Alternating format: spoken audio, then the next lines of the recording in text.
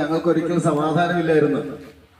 മദ്യത്തിന്റെയൊക്കെ മയക്കുമരുന്നിന്റെയൊക്കെ അടിബദ്ധത്തിലേക്ക് പോകുമ്പോഴാണ് ഇതുപോലെയുള്ള സംവിധാനമായിട്ട് ഞങ്ങളുടെ നാട്ടിലും സുവിശേഷകർ വന്നു പറഞ്ഞത് ലോകം തരാത്ത സമാധാനം തരുമെന്ന്.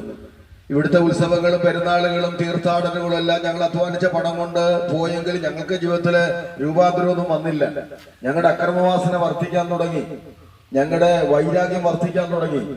എന്നാൽ കർത്താവായ യേശുക്രിസ്തു തരുന്ന സമാധാനം എന്ന് നിലനിൽക്കുമെന്ന് പറഞ്ഞപ്പോ ദാണ്ട് അതൊന്ന് പരീക്ഷിക്കാമെന്ന് പറഞ്ഞ് ഹൃദയം കൊടുത്ത 33 കൊല്ലമായി കൃപയാൽ അന്ന് ലഭിച്ച സമാധാനമാണ് ഈ പരവൂരിന്റെ പ്രാന്തപ്രദേശത്ത് ഞങ്ങളെ ഈ സംവിധാനമായിട്ട് നിർത്തിയിരിക്കുന്നത്. ഞങ്ങൾ മതം മാറ്റാൻ ഇറങ്ങിയവരല്ല, ഞങ്ങളൊരു നല്ല മാർഗം ഉപദേശിക്കാൻ ഇറങ്ങിയവരാണ്. അതുകൊണ്ട് ഞങ്ങൾക്ക് 4 കുഞ്ഞുങ്ങൾ, എന്റെ ഭാര്യയാണ് നിൽക്കുന്നത്, ഞങ്ങൾക്ക് 4 കുഞ്ഞുങ്ങളെ തന്നു. 4 കുഞ്ഞുങ്ങളെ തന്നത് കൊണ്ട് അവര് സന്ധ്യാകുമ്പോൾ വരുമ്പോൾ ഞങ്ങള് പാട്ടും പ്രാർത്ഥനയൊക്കെ കേട്ടിരിക്കുന്നത് കാണാം. ഞങ്ങൾക്ക് അടുത്ത വീട്ടുകാരുടെ വൈരാഗ്യമില്ല. അവിടെ ആഹാരം വെച്ചോന്ന് ചോദിച്ചിട്ട് ഞങ്ങൾ ആഹാരം കഴിക്കും.